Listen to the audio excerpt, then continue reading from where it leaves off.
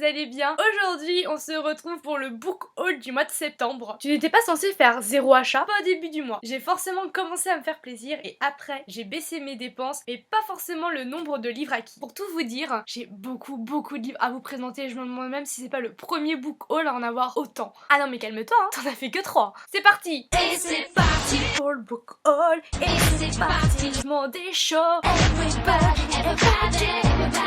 Au tout début du mois, je me suis fait un petit séjour avec une amie à Saint-Malo et là-bas, j'ai été obligée de passer par des librairies et donc de craquer. Le premier craquage était carrément prémédité car ça faisait un certain temps que j'attendais le tome 5 du Maître des Livres, donc forcément quand il est sorti, je me suis précipitée dessus. Dans une autre librairie, je me suis procuré Meurtre à l'anglaise, Infamous English Murder de Ross Charnock aux éditions Pocket, collection bilingue. Pour me parfaire à l'anglais, je pense que j'en ai besoin, rien que dans la prononciation, mais aussi dans la lecture. C'est me lancer un petit défi, c'était pas très cher et ça avait l'air super sympa. Et comme j'adore le policier, je me suis dit, j'allie les deux quoi. La pédagogie, le ludique, le polar, le sang, le meurtre. Oh yes, I'm very happy. Il y a du level. Et pour vous montrer à quel point j'ai vraiment besoin de progresser en anglais, tenez-vous bien, je me suis procuré Amelia de Kimberly, là encore ça va, Mike...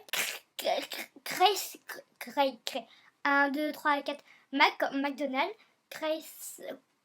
Crazy acheté. Pardon, aux éditions du Cherche-Midi. Pourquoi celui-ci? Tout simplement parce que je n'arrête pas de le voir partout et vraiment le sujet m'intéresse beaucoup et les chroniques et les critiques que j'ai pu lire dans certains magazines m'ont vraiment donné envie de me le procurer et bien sûr dans une autre librairie de Saint-Malo, je l'ai trouvé, nous nous sommes regardés et je l'ai acheté. Et cette fois-ci ce n'était pas à Saint-Malo mais à Dinan. Non, je voulais absolument revenir avec un livre de Dinan. Allez savoir pourquoi. Je me suis procuré le livre animé Pop-Up, La couleur des sentiments de Anna Lenas aux éditions 4 Fleuves. J'ai découvert par Margot Liseuse, une booktubeuse qui est quand même assez célèbre, allez la voir si vous ne la connaissez pas, qui en avait parlé et effectivement il est pas donné, mais franchement il en vaut le coup et il est juste super beau. On se retrouve avec un monstre dont toutes les émotions se sont mélangées, du coup la petite fille lui propose de les mettre vraiment séparément pour qu'il puisse à peu près mieux s'y retrouver parce que là il a carrément les idées tout embrouillées. La sérénité, c'est la page que je préfère. Je pense que c'est peut-être parce qu'il y a un hamac. Et dans la foulée, j'ai ma maman qui a accepté généreusement de pouvoir acheter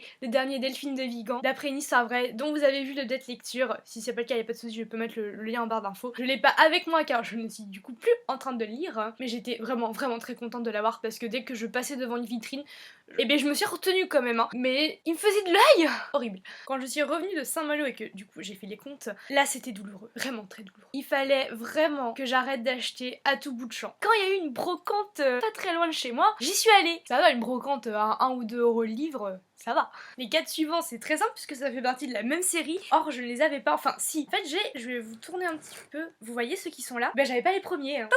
Alors je les ai pas tous non plus, mais j'ai réussi quand même à en avoir 4 quand même. Le tome 6, le tome 5, le tome 4 et le tome 1. Premier du nom. Vas-y, c'est quoi ces vieilleries hein? Pour ceux qui ne les ont pas reconnus, il s'agit de la fameuse série Les désastreuses aventures des orphelins Baudelaire par Lemony Snicket, édition Nathan. Ça fait vraiment partie des séries en fait de mon adolescence. Et jusqu'au 7, je les empruntais à la bibliothèque et j'étais tellement pressée de savoir la suite que du coup j'ai acheté à partir du 8 jusqu'au bout. Je sais pas trop si c'est une série qui est encore au goût du jour, mais en tout cas sachez que c'est une série qui est vachement bien. On retrouve donc 3 orphelins qui sont tout le temps poursuivis par leur oncle, le comte Olaf, qui les poursuit parce qu'ils ont une assez grande fortune de leurs parents. Ils arrivent toujours à se dépêtrer de manière ingénieuse et en alliant en fait leur qualité des trois, enfin à chacun. Et je trouvais ça trop fun. Dans un autre genre de série de mon adolescence, je vais vous montrer la couverture, vous allez me dire si vous connaissez. Alors, vous avez reconnu. Déjà c'est marqué, hein, Molly Moon de George Bing, édition Albin Michel, Wiz. Pareil, c'est le livre que j'empruntais à la bibliothèque, qui fait partie de mon patrimoine livresque d'adolescente. Et j'ai également pu avoir le deuxième tome, Molly Moon et le livre de l'hypnose. Mais là c'était pas en version brillante. Mais c'est pas grave, c'est en relief. Toujours dans des lectures jeunesse et ou adolescentes, mais alors celle-ci je ne les connais pas, mais justement c'était l'occasion pour aller 50 centimes ou 1 euro livre, c'était justement l'occasion de se les procurer à pas très cher. Verte de Marie Desplechin aux éditions L'École des loisirs. Je sais que c'est une auteure qui écrit beaucoup pour la jeunesse mais primaire, j'ai envie de dire, mais pas primaire dans le sens péjoratif, je dirais plutôt CE2, CM1, CM2. Il me semble que c'est assez sympa. C'était l'occasion de la découvrir. Petit aparté, c'est vrai que je dis presque aucun résumé de ces livres-là, mais souvent c'est... Non pas que je m'en souvienne plus, mais souvent je les ai pas lus et quand je lis pas... Enfin, je lis pas la quatrième de couverture en fait des livres, donc du coup je peux pas trop vous en dire plus. Faudra attendre mes updates lecture pour ça. Je continue dans ma découverte de Jean-Claude Mourleva car c'était une grande lacune tout début d'année que j'essaye de combler, donc j'ai pris Jean-Claude Mourleva à Comme voleur aux éditions Pocket Junior. Je sais pas du tout de quoi il en retourne. Quoique je peux vous lire ce qu'il y a devant, je dis que je lisais pas la quatrième de couverture, mais je lisais la couverture. Enfin, il revient à l'enveloppe. Il la palpasse et à devoir par transparence y en distinguer l'écriture. Sa première idée fut de ne pas l'ouvrir, de la franchir le lendemain matin. On pouvait être un pickpocket et avoir de l'élégance, non? Voleur, pickpocket, moi je pense que ça va me plaire. Kiss de Jacqueline Wilson aux éditions Gallimard, collection Scripto. J'adore cette collection. La couverture m'a complètement frappé dans l'œil. Ça va, j'ai pas eu trop mal. Je sais absolument pas de quoi il en retourne, je pense qu'il y a une histoire de bisous. J'ai juste regardé, en fait ça date de 2009, et je pensais que ça datait plutôt des années 2012, bizarrement j'ai l'impression que c'était un livre récent. Je dis pas que c'est pas récent 2009, mais pas autant que je me l'étais représenté avant. Dites-moi si vous l'avez déjà lu, si vous connaissez. Alors le prochain, je ne pouvais pas passer à côté, et vous comprendrez pourquoi, puisqu'il s'agit d'un Pierre Bottero, la série L'Autre, que j'ai pas. Mais du coup j'ai celui-ci, La 8ème porte aux éditions Rajo. Je crois que c'est le premier tome. Après renseignement, c'est le 3ème tome, dommage. Mais c'est pas grave, ça va me pousser du coup à voir le 1 et le 2. Surtout je trouve qu'il est pas en mauvais état, enfin au contraire, je le trouve plutôt assez... Vous savez quand on achète en occasion, genre bon état, là c'est ça, c'est bon état. Donc bon ça vaut le coup quand même. Toujours dans la même brocante, là je vais vous parler des livres adultes. Petit éloge des grandes villes de Valentine Gobi. Et je l'ai pris tout simplement parce que j'ai déjà rencontré l'auteur lors justement d'une rencontre auteur-lecteur dans une bibliothèque. Elle m'avait tellement intéressée, en fait c'est une femme qui, dès qu'elle se met à parler, vous êtes là et vous l'écoutez, vous buvez ses paroles, tellement c'est intéressant. Quand je l'ai vue, j'avais vraiment envie de la rencontrer dans d'autres récits. J'avais lu d'elle un récit autobiographique, il me semble, parce qu'elle racontait un peu la vie de son père, et elle vient en fait de la ville de Grasse, et elle parlait de ça, de sa relation avec le parfum, la parfumerie, et c'était vraiment, en termes d'écriture, c'était vraiment très joli. Bon, j'avais bien aimé ce texte, et du coup, quand j'ai vu celui-ci, je me suis précipitée dessus. Les Anges de New York de R.J. Ellory, que j'aime beaucoup. Aux éditions Le Livre de Poche, thriller. Vous voyez, de cet auteur, j'ai découvert avec Seul le silence. Là, je l'ai pas, mais en tout cas, c'est un texte qui m'avait tellement embarqué, bouleversé. Il s'était passé quelque chose avec ce récit-là, que depuis, je suis carrément accro à cet auteur, à tout ce qu'il publie, rien que pour sa plume. Je ne sais pas de quoi il en retourne. Je suppose que ça va être un thriller, et j'adore ça. Donc logiquement, ça ne peut que me plaire. Alors celui-ci, je trouve que c'est un peu mon affaire de la brocante, parce qu'il date de janvier 2015, et sans vous mentir, je l'ai lu à 1€. Il s'agit, et là je suis absolument désolée, mais je vais devoir regarder le nom du titre parce qu'il est tellement long. La petite fille qui avait avalé un nuage grand comme la tour Eiffel, de Romain Puertolas aux éditions Le Dilettante. Et si vous le connaissez, il s'agit de l'auteur de, pareil je regardais, L'extraordinaire voyage du fakir qui était resté coincé dans une armoire Ikea. Vous voyez la couverture jaune, en plus il vient de sortir en poche. Je sais pas si j'ai vraiment besoin de donner une raison précise à pourquoi, donc dès que je l'ai vu, déjà dès que je l'ai vu, je l'ai pris. En plus il était à 1€, il est tout récent, vraiment, il est même pas abîmé. Obligé, il fallait que je le prenne. J'espère que ça va bien m'amuser. Le prochain est encore un polar, je dis encore. Il s'agit de Monster de Patrick Bowen aux éditions Françoisir. Je l'ai choisi celui-ci parce que ici on découvre donc Paul Baker, son personnage que moi j'ai retrouvé, enfin j'ai pas retrouvé parce que je le connaissais pas, que j'ai trouvé dans Les Fantômes d'Éden, donc son dernier récent qui en plus fait partie de la sélection du Salon du Polar, pour lequel je fais participe au jury de lecteurs. Or je n'avais jamais rencontré ce personnage avant, et c'est vrai que dans Les Fantômes d'Éden, du coup il est aidé par des personnages qui se passent ici dans Monster, donc du coup j'ai trouvé ça facile parce qu'on ne les représente pas, il est tout neuf et j'avais vraiment envie de le lire, et quand je l'avais emprunté à la bibliothèque, je sais pas pourquoi j'ai pas trouvé temps pour le lire, pour le découvrir, enfin pour découvrir ce personnage et pour relire du Patrick Bowen, parce que Les Fantômes d'Éden, par rapport à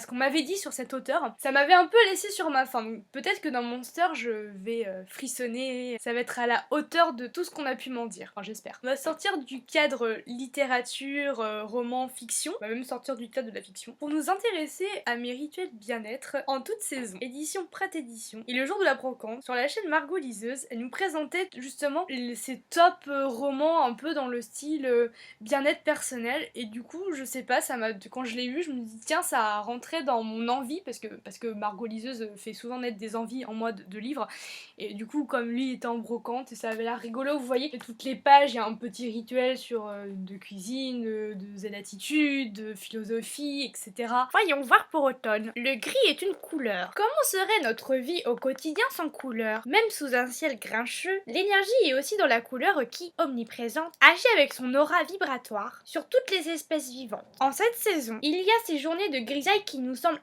interminables et nous rendent maussades. Pourtant, le gris, cet état intermédiaire entre le blanc où tout commence et le noir, symbole d'une fin nécessaire pour un nouveau cycle, est une couleur très intéressante. On dit d'elle qu'elle est une couleur de transformation, comme un entre-deux. Alors pendant que le ciel passe du gris clair au gris souris, et inversement, profitons de ces moments pour laisser faire, laisser passer. C'était assez sympa. C'est assez sympa. Je sais pas pourquoi j'utilise l'imparfait. Après tous ces achats en brocante, ma maman a eu la gentillesse de m'acheter un livre, de m'offrir même un livre avec du suspense, de l'intrigue, de la romance, de l'émotion, une plume, des personnages courageux, puissant, intéressant, autonome, intrigant, soit méchant, soit très gentil, un véritable puzzle. Et en ça, je la remercie énormément. Je sens que ça va me plaire. Merci maman, merci. J'ai compris le message. On pourrait penser qu'après ça, je n'ai plus rien à vous présenter. Bah non, j'en ai encore. Vous me direz quand elle aura fini, hein. Je vous explique le contexte. Dans la ville où je réside, il y a à certains endroits stratégiques des étagères où les gens mettent les livres qu'ils n'ont plus envie d'avoir dans leur bibliothèque et au lieu de les jeter, les mettre sur ces étagères et quand nous entrons dans ces lieux-là, nous pouvons nous servir comme bon nous semble et continuer à faire vivre la lecture et pareil, on en prend, on en remet et c'est vachement sympa je trouve comme concept. J'en m'en suis donc ramené 4. Vous l'avez compris, ce sont des livres qui sont gratuit. Bien sûr, le but c'est aussi de jouer le jeu, donc d'en redonner. Mais voilà, ils m'ont pas coûté. Je reste dans mon défi. Lover, Judith Cranks, aux éditions Le Livre de Poche. Je sais pas pourquoi, juste le titre Lover, j'avais envie de savoir si on allait parler d'amour. Odolino d'Umberto Eco, toujours aux éditions Le Livre de Poche. Voilà, juste pris parce que c'était Umberto Eco et je le connaissais pas celui-là. Du même auteur, je vous conseille, avec un grand plus, Le Nom de la Rose. Oh, de la rose, mon ami, femme. J'ai repéré un petit livre de poche, Hitchcock, Histoire avec la mort en crime. Le livre de poche. J'adore les crimes, j'adore les histoires, j'adore la mort. Et Hitchcock, ça fait... Je prononce pas très bien, Hitchcock peut-être. Fait partie des grandes références à avoir. J'ai pas hésité longtemps. J'ai un peu commencé d'ailleurs, j'ai eu la première nouvelle, c'était pas mal, mais j'en attends plus de la seconde. Et alors le dernier, je pense que c'était carrément un signe du destin. Oui, j'ai bien dit le dernier. Un signe du destin. Depuis le temps que je bave devant, que je me tâte de l'acheter, que ce soit en occasion ou même en neuf, parce que alors lui c'est vraiment pour le coup aussi une pointure référence culturelle, littéraire. Je sais pas pourquoi je parle comme ça. Bram Stoker, Dracula, édition Bibliothèque Marabout, géant. Et c'est carrément géant. C'est géant. Enfin, genre, dès que j'ai vu, je vais c'est pas possible, il reste pas dans l'étagère, il vient avec moi, je l'ai jamais lu, sans vous mentir. C'est la honte, je sais, on se calme. Il était là, quoi. Je pense qu'il m'attendait. Ce qui est rigolo, par contre, quand tu vas prendre des livres comme ça dans les étagères, c'est que les gens laissent les livres comme ça, tels qu'ils sont, et tu découvres des trucs bizarres. Je pense qu'on apprenait les mathématiques. Et comme les mathématiques, parfois, ça fait péter des câbles, voilà ce que ça donne après à la fin. De plus, c'est un petit clin d'œil à mon petit voyage à Dublin car Bram Stoker est dublinois et je suis allée voir le musée des auteurs dublinois ou irlandais. C'était très intéressant et il était dedans et je suis d'autant plus contente d'avoir ce chef-d'œuvre dans la main. Ce book haul est terminé. J'avais 24 livres à vous présenter. Je trouve ça énorme. Ah non, j'en ai un autre. J'en ai deux à vous présenter, dont un que j'ai pas acheté moi-même mais bon, je l'ai lu. Il va aller dans ma bibliothèque, donc c'est La face cachée de Margot de John Green, prochainement en update lecture. J'ai pas besoin de vous le présenter. Par contre, moi j'ai pas vu le film. N'hésitez pas à me dire si vous avez préféré le film, le livre, commentez. Et là par contre, là c'est chez moi qui ai acheté ça, mais shoot. PS, je t'aime toujours de Jenny Han aux éditions Scarlet. C'est le deuxième tome de la série Les Amours de Lara Jane. J'ai essayé de voir s'il y avait pas par hasard un tome 3 en cours de préparation, j'ai rien vu, donc si vous avez des informations, n'hésitez surtout pas à me le dire en bas. Promis, là c'est fini. On avait donc 26 à vous présenter, c'est énorme, je reviens à dire ça. Et vous, n'hésitez surtout pas à me dire en commentaire tous les livres que vous avez acquis pendant ce mois de septembre. Si vous avez eu des coups de cœur suite à vos acquisitions, si vous n'en avez pas eu, si vous avez eu des déceptions, n'hésitez pas non plus à commenter les livres que je vous ai montrés aujourd'hui, sans spoiler bien entendu. Je vous dis à bientôt pour des updates lecture et des tags pour ce mois de octobre qui arrive, et je vous fais de gros bisous. j'espère que vous allez bien. 1, 2, 3, 4, 1, 2, 3, 4. Bonjour les amis, je suis très contente de vous retrouver. Ça fait un petit temps que j'ai pas tourné, on s'en fout. Respire. Bonjour les amis, car aujourd'hui je vais vous parler book haul. Enfin, je vais vous parler book haul. On va recommencer en mode détente. Bonjour les amis, j'espère que vous allez bien. J'ai commencé par me refaire... J'ai commencé, mais pas forcément le nombre de chiffres de livres. Pas forcément le nombre de chiffres de livres, ça veut rien dire, c'est pas français. J'ai recommencé histoire d'être sûre que la phrase est passée. Mais pas forcément le chiffre, le nombre de livres acquis. Bien ça. Yeah, dans la place. En fait, pour tout vous dire, je vais arrêter de dire en fait. Je dis en fait.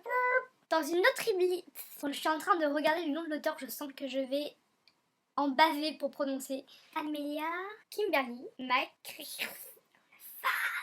Progresser en... Et cette fois-ci, c'était pas du tout Adinant. Si, en fait, c'était Adinant, mais c'est pas ça me...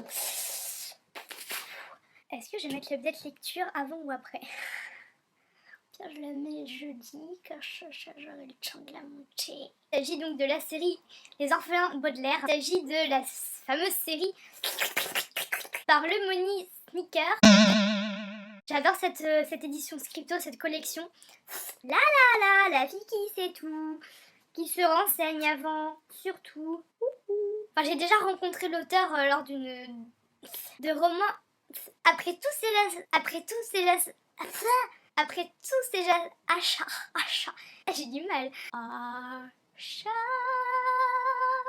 Je suis toujours en train de paumer mes stylos. Je fais le tour de moi-même et je vois pas mon stylo.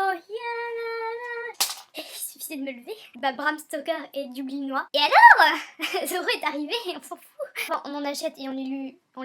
Je lus, tu lus, il lut. Mais c'est que pour les enfants. Estelle, si tu regardes cette vidéo, sache que ton portable a sonné pendant que je tourne, mais je t'en veux pas.